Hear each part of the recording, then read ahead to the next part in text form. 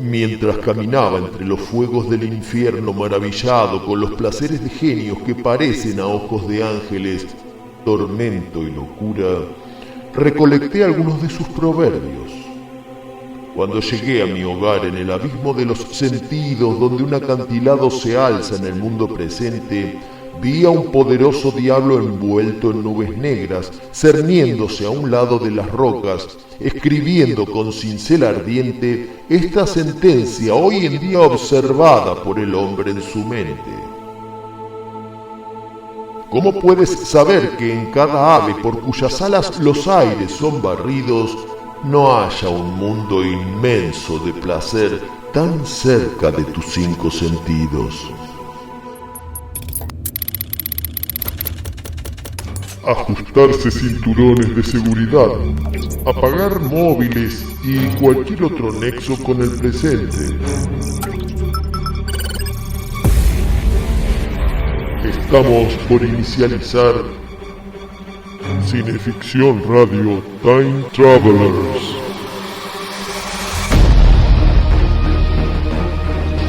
Escudriñando el pasado presente del universo del terror y lo fantástico. Cineficción Radio Time Travelers, por el éter de Metroficción Radio. Textos: Darío Navia. Relatos: Chucho Fernández. Locución: Miriam Nancy Rojas. Producción general: Juan Carlos Moyano.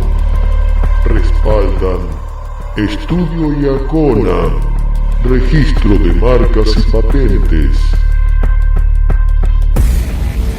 La Bitácora, Gastrobar y Cervecería.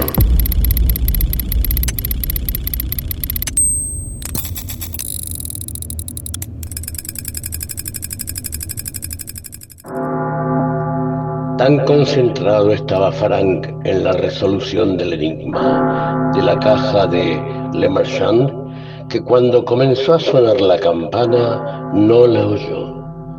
El artefacto había sido construido por un maestro artesano y el enigma era este: no había en ninguna de las 6 caras laqueadas pistas que indicaran la ubicación de los puntos de presión que desenganchaban el rompecabezas tridimensional. Recién después de varias horas, una fortuita yuxtaposición de sus dedos dio sus frutos. Un clic casi imperceptible y entonces ¡victoria! Un segmento de la caja se proyectó hacia afuera, separándose de los otros. Hubo 12 revelaciones. La primera, que las superficies interiores estaban espléndidamente ilustradas. La segunda, que la caja al abrirse disparaba un mecanismo musical que empezó a tintinear un rondó breve de sublime banalidad. Animado, se puso a trabajar más febrilmente, hallando de pronto nuevas alineaciones de ranuras estriadas y lubricadas clavijas. En algún momento de sus labores empezó a sonar la campana sombría y constante. Él no la oyó, pero cuando el rompecabezas estaba casi resuelto, advirtió que las campanadas le crispaban violentamente el estómago, como si viniesen sonando desde hacía media vida. Por momentos supuso que el ruido provenía de afuera, pero rápidamente descartó la idea. El sonido provenía de un sitio mucho más distante, de la aún invisible puerta que la caja milagrosa de Le Marchand estaba por abrir. Todo lo que Kircher, el vendedor de la caja, le había prometido era cierto. Estaba en el umbral de un nuevo mundo, muy lejos de la habitación en donde estaba sentado. Infinitamente lejos, pero ahora repentinamente cerca. La idea le aceleró la respiración. Había anticipado este momento. Pronto estarían aquí, los que Kircher llamaba cenobitas, teólogos de la Orden de la Incisión, emplazados a trasladar sus cabezas sin edad a un mundo de lluvias y fracasos. Ahora, mientras el sonido de la campana se volvía cada vez más fuerte, Frank estaba asustado. El artefacto de Le Marchand estaba abierto, el mecanismo final había girado. No había tiempo para arrepentirse. El umbral se abriría a placeres cuya existencia solo un puñado podría llegar a conocer. Placeres que lo liberarían del insípido circuito de deseo, seducción y desencanto. Ese nuevo conocimiento iba a transformarlo. Nadie podía experimentar aquello y seguir siendo la misma persona. A cada tañido, la luz de la lámpara se hacía más reveladora. Gracias a ella, vio que la pared derecha se descascaraba, vio que los ladrillos perdían solidez, vio en ese instante un lugar que estaba más allá de la habitación. Era un mundo de pájaros, de inmensos mirlos, cautivos de perpetua tempestad. La pared volvió a solidificarse y la campana enmudeció. La lámpara parpadeó y se apagó. Frank se quedó de pie en la oscuridad, en silencio. Su lengua estaba muerta en el interior de su boca, y entonces la luz. Provenía de ellos, de los 4 cenobitas que ahora, de espaldas a aquella pared, ocupaban la habitación. Los acompañaba una fosforescencia azul, fría, sin encanto. Frank se percató de que nunca había imaginado cómo serían. ¿Por qué entonces se sentía tan angustiado al posar sus ojos en ellos? ¿Era por las cicatrices que descubría cada centímetro del cuerpo? ¿Por la carne perforada, rebanada e infibulada, y luego empolvada con ceniza? ¿Era por el dulce olor a vainilla que exhalaban? ¿O era porque al observarlos detenidamente no vio nada de alegría, de humanidad siquiera, en sus rostros mutilados, sino solo desesperación y un apetito irrefrenable que le provocó inmediato deseo de evacuar el intestino?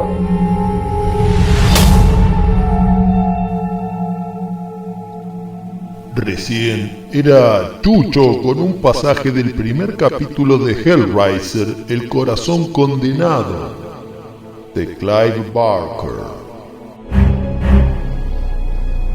Esta noche, con permiso de los sacerdotes cenobitas de la Orden de la Incisión, estos dos time travelers, Chucho Fernández y Darío Labia, ingresamos por un molinete interdimensional a un atelier donde se exhibe arte corporal y en el que nuestras mentes van a desplegarse en un caballete, porque hoy nos toca Hellraiser 1987.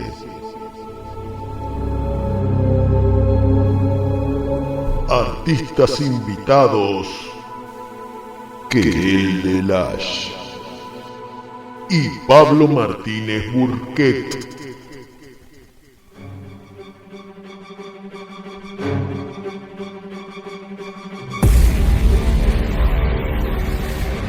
Hay cosas que no se pueden cambiar, pero para ello hay cosas que hay que sacrificar.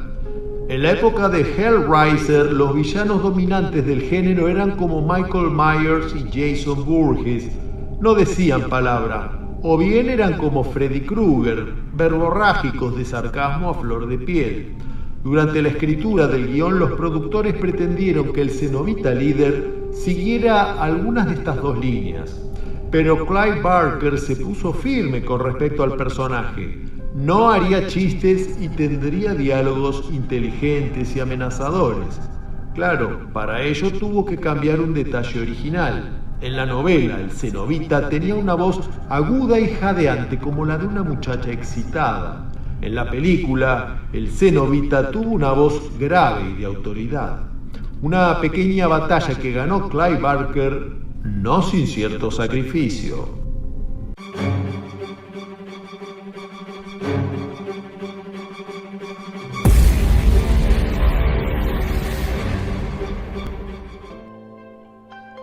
Acompañan Cineficción Radio estas empresas interesadas en el buen horror: Kamauer Rental y Estudio, Pablo Sala, música original, y Richard Tattoo, en Galería Bond Street, Richard Tattoo.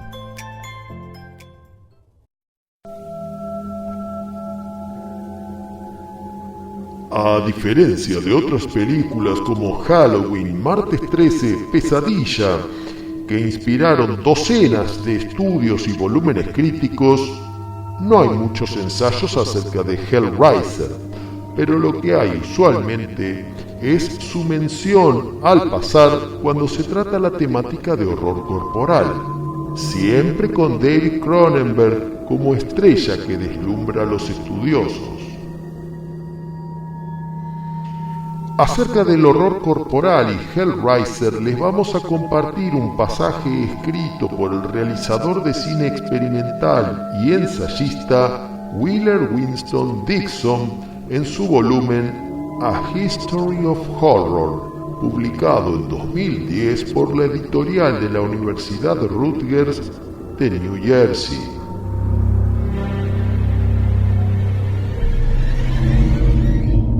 En una secuencia culminante de Hellraiser, el cuerpo del protagonista es literalmente despedazado ante los ojos del espectador por incontables y diminutos ganchos metálicos profundamente clavados en la carne de la víctima. Sus últimas palabras, "Jesús lloró", indican un vínculo temático de Barker con el cuerpo fragmentado y crucificado de Cristo. Y en cierto modo, inevitablemente habrá una resurrección. Barker, como director y guionista de Hellraiser, da en el clavo. Un elemento central de la película es el cubo negro, la caja de tortura, que contiene todo el dolor y el sufrimiento imaginables en este mundo o en cualquier otro. Liberados del cubo, los habitantes del inframundo de Barker torturan por el simple placer de la tortura, pues ellos mismos, física pero también mentalmente, son víctimas de un dolor constante.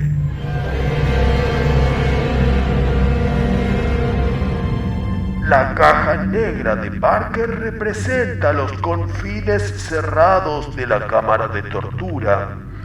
El cuerpo encerrado en sí mismo durante el acto de tortura, el vínculo entre torturador y víctima, y también la caja negra de la cámara de cine, así como el recuadro pasivo de un televisor de pantalla plana.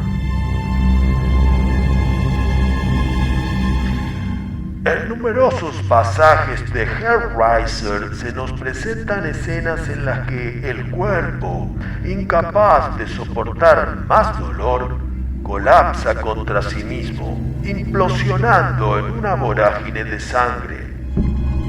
Para Barker, la vida misma es una tortura, de la que ni siquiera la muerte supone una liberación.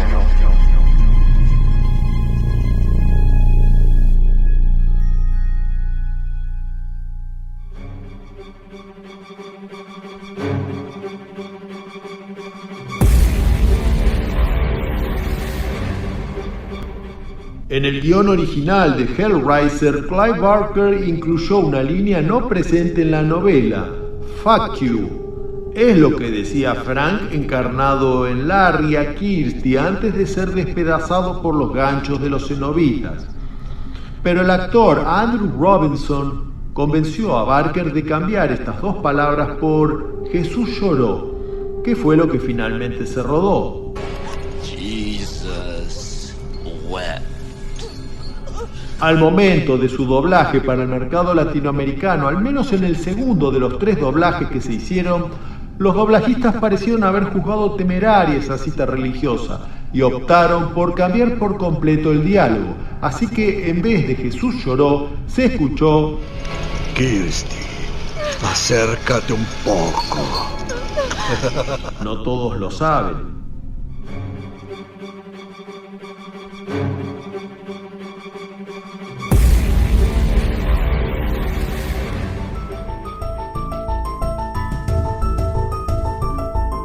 Estamos escuchando Cineficción Radio, con la conducción de Chucho Fernández y Darío Labia.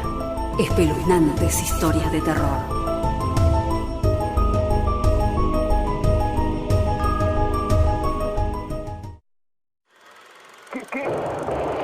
No se deje intimidar por el cine y los matones de Marcellus Wallace. Cineficción, para estar bien informado y esquivar todas las balas. Para adquirir Cineficción, consulte en cinefanía.com.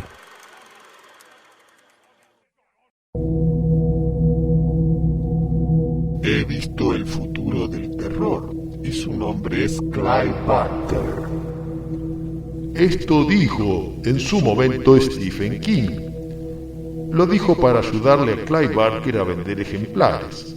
Pero curiosamente, en vez del futuro, lo que Clive Barker traía entre manos tenía que ver más con el pasado.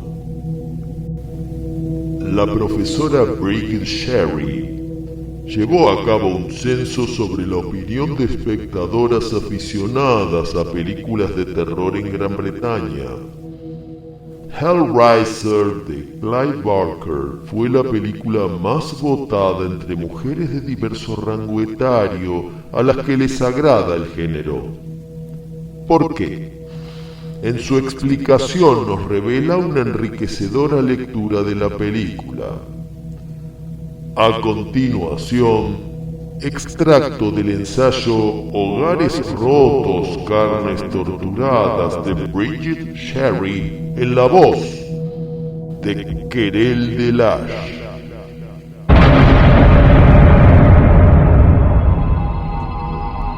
Varios aspectos del estilo visual y narrativo de Hellraiser sobresalen. Los más notables, las referencias a la familia, el hogar roto, y al cuerpo, la tortura de la carne. Ambos son elementos claves de la novela gótica y del cuento de hadas. En primer lugar, la casa, locación primordial de la película, depara un espacio gótico, especialmente las escaleras y el ático, que asumen el rol de los pasadizos del castillo o la mansión gótica. Solamente unas pocas escenas de la película ocurren fuera de la casa. En el interior hay una escena importante en el dormitorio, otra en el comedor y un par de escenas breves en la cocina o en el tocador.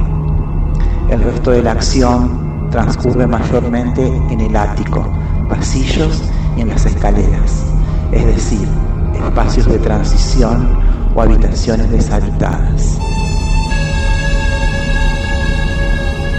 Áticos, pasadizos, sótanos y cuartos secretos o cerrados son motivos habituales de la ficción gótica. En algunas escenas también hay espacios abyectos, cuartos prohibidos que alojan abominaciones terribles, típico de los cuentos de hadas o lugares de paso que funcionan como una especie de cruce de fronteras. En Hellraiser, las escaleras asumen el papel de los laberínticos corredores y otros espacios ocultos o prohibidos del típico castillo de novela gótica.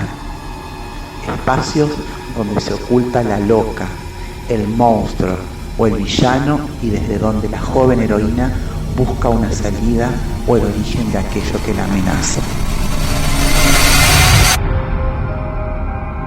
En Hellraiser, el ático funciona como espacio gótico que alberga no solo a la loca y a su amante de ultratumba, sino también a los demonios, a los cenobitas, como si fuera un populoso antro infernal.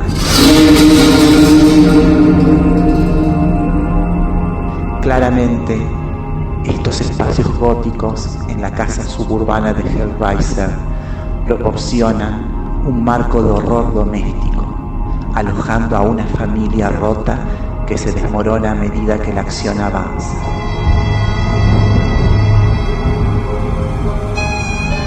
La heroína de la novela gótica, tal como la de muchos cuentos de hadas, es huérfana. En Hellraiser, el personaje de Kirsty, Ashley Lawrence, ha perdido a su madre, y en el desenlace también pierde a su padre. El personaje de Julia, Claire Higgins, es la típica madrastra malvada que se interpone entre padre e hija. Son dos mujeres dotadas de gran voluntad y caudal de fuerza. El énfasis sobre estos personajes femeninos y el conflicto en el ámbito familiar doméstico ubican Hellraiser en las fronteras del melodrama.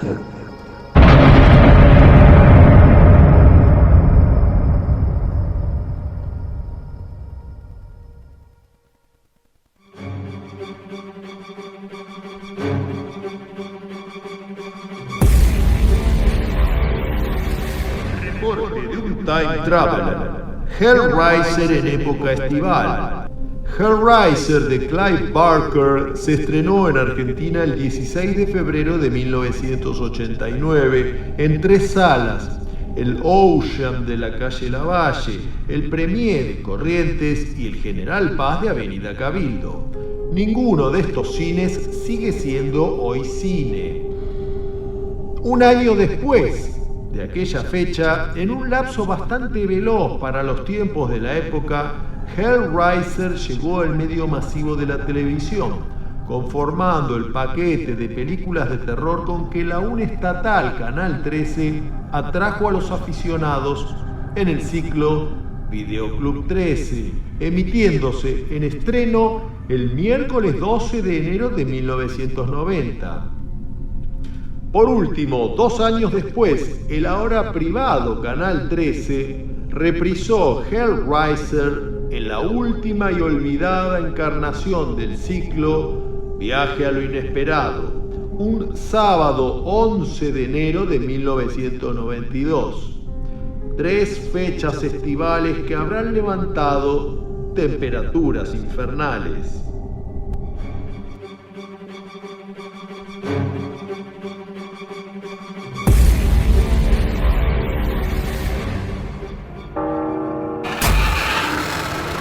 Cineficción Radio. Aquí en 24/7, domingos 20 horas. Con Darío Labia y Chucho Fernández recorrerás espeluznantes historias de terror. Buenos Aires, Argentina. Hemos hablado bastante de Hellraiser, de sus personajes, de su iconografía gótica y de cuento de hadas, de sus escenarios y hasta de su doblaje. Pero ahora nos guardamos la guinda del postre para el final. Toca hablar con convicción de los sacerdotes de la Orden de la Incisión. Los dejo con el camarada Chucho Fernández y la conclusión del primer capítulo de Hellraiser, el corazón condenado, de Clive Barker. ¿Qué ciudad es esta?, preguntó uno de los 4 cenobitas. A Frank le costaba adivinar con certeza el sexo del que había hablado. Sus ropas, algunas de las cuales estaban cosidas a la piel, escondían sus partes íntimas. Cuando hablaba, los anzuelos que le traspasaban las cejas se agitaban por el movimiento y desgarraban y exponían la resplandeciente carne que había debajo. Te hice una pregunta. Frank no respondió. ¿No se entiendes?, exigió la figura ubicada detrás del que había hablado primero. Su voz, a diferencia de la de su compañero, era ligera y jadeante, como la voz de una muchacha excitada. Cada centímetro de su cabeza estaba tatuado, formando una intrincada red en cada una de las intersecciones de los ejes verticales y horizontales. Tenía un alfiler enjollado, clavado hasta el hueso. ¿Sabes quiénes somos? Sí, lo sé. Por supuesto que lo sabía. Todo lo que se conocía de la Orden de la Incisión, él lo sabía. Ahora habló el tercero. Sus rasgos estaban tan abundantes de cicatrices, heridas, vueltas a abrir e inflamadas como globos, que sus ojos no se veían, y sus palabras salían deformadas de tan hinchada que tenía la boca. ¿Qué quieres? Placer. Kircher dijo que ustedes saben de eso. ¿Pueden darme esos placeres? El rostro de la cosa se partió en dos. Sus labios se deslizaron hacia atrás, dibujando una sonrisa de mandaril. No como tú lo entiendes. Hay ciertos estados de las terminaciones nerviosas que tu imaginación, por más afibrada que sea, nunca podría soñar. ¿Sí? Oh, sí, ciertamente. Tu perversión más recóndita es solo un juego de niños, comparada con lo que ofrecemos. ¿Quiere participar en ellas?, dijo el segundo cenobita. Frank miró las cicatrices y los anzuelos. Otra vez su lengua enmudeció. ¿Quieres? Afuera el mundo pronto estaría despertando. Él lo había visto despertar desde la ventana de esta misma habitación, día tras día, desperezándose para otra ronda de esfuerzos infructuosos. Y él sabía que allá no había nada para él, nada de calor, solo transpiración, nada de pasión, solo lujuria momentánea. Muéstreme, dijo. No hay retorno, ¿comprendes eso? Muéstrenme.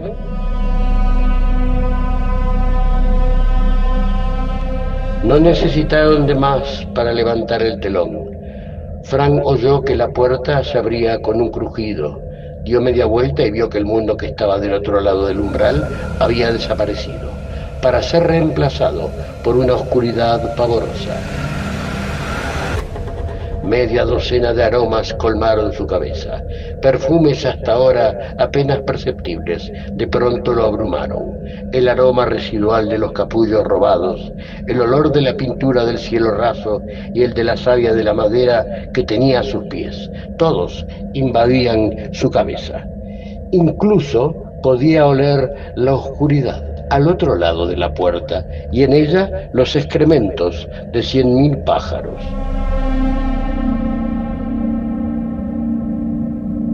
Se cubrió la boca y la nariz con la mano para evitar la embestida, pero el hedor de sus dedos lo mareó. De no haber sido por las nuevas sensaciones que lo inundaban, penetrando por cada terminación nerviosa, le hubiera dado náusea. Cada inspiración le escoriaba los labios, cada parpadeo los ojos. En el fondo de su garganta ardía la bilis. Un trocito de la carne de anoche, entre sus dientes, le provocó espasmos en todo el cuerpo. Sus oídos no eran menos sensibles. En su cabeza resonaban 1.000.000 de ruidos, algunos de los cuales los producía él mismo. El aire que se estrellaba contra sus tímpanos era un huracán, el rumor de sus intestinos un trueno. Pero había algo peor, los ojos. Oh Dios, nunca había imaginado que pudiera existir semejante tormento. Él, que había pensado que no quedaba nada en la tierra que pudiera conmoverlo, ahora estaba espantado, veía todo.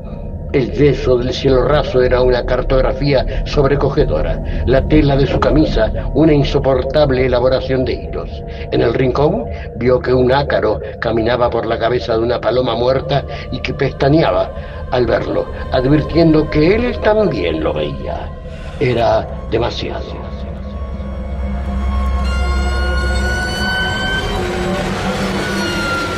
Abatido cerró los ojos, pero adentro había más cosas que afuera, recuerdos cuya violencia lo sacudía.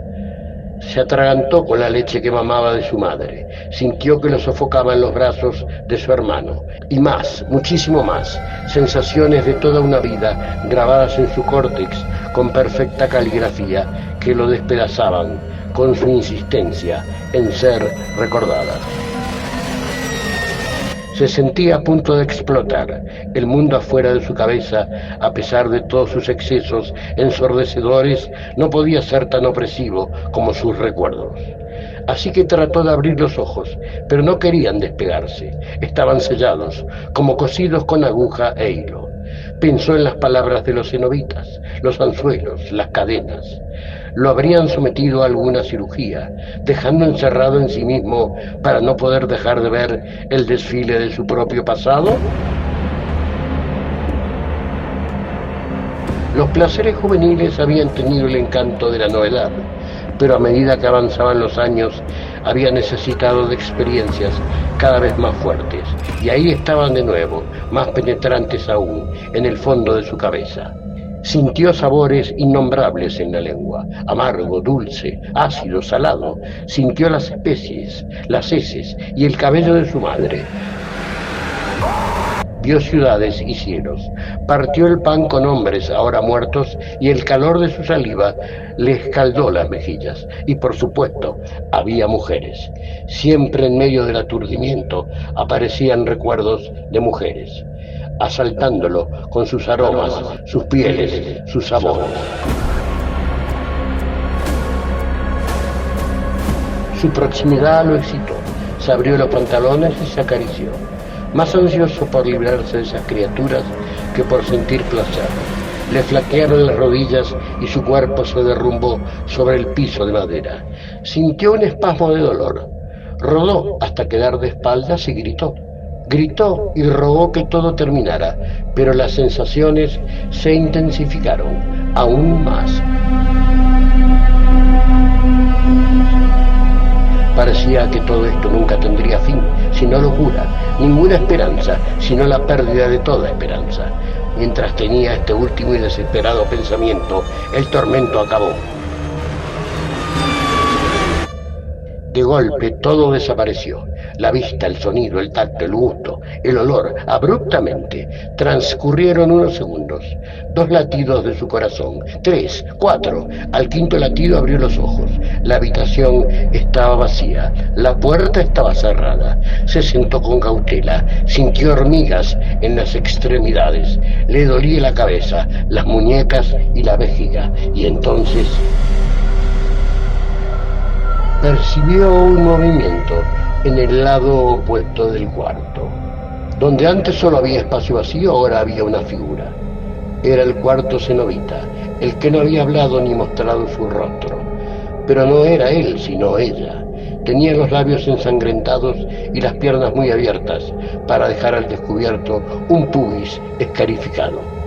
Estaba sentada sobre una pila de cabezas humanas en descomposición y sonreía. El antagonismo de sensualidad y muerte lo dejó aturdido. Debajo de sus uñas había podredumbre. Las lenguas de los muertos se alineaban sobre sus muslos aceitados, como esperando para entrar. Aquello no inspiraba ningún placer.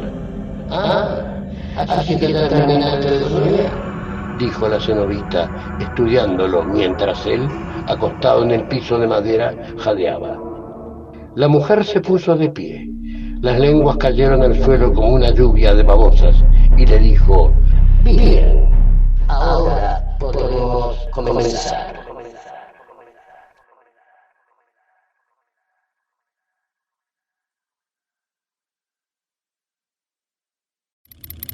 Gracias por viajar con Cineficción Radio Time Travelers.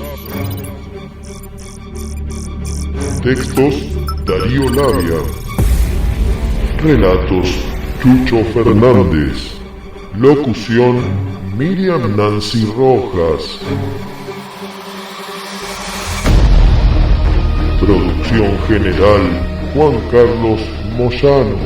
Cineficción Radio Time Travelers. Domingos 20 horas por Metroficción Radio. Se puede ver por el canal de YouTube de Cinefanía. Se puede escuchar en Spotify y las mejores plataformas. Respaldan Estudio Iacona. Para proteger una idea, mejor registrarla con los mejores. Estudio Iacona. Tu día es hoy. Disfrútalo en la Bitácora Gastrobar y Cervecería. Avenida Santa Fe 1602, Martínez, Buenos Aires. Será hasta el próximo domingo a las 20 horas. Y adiós, fantasmas.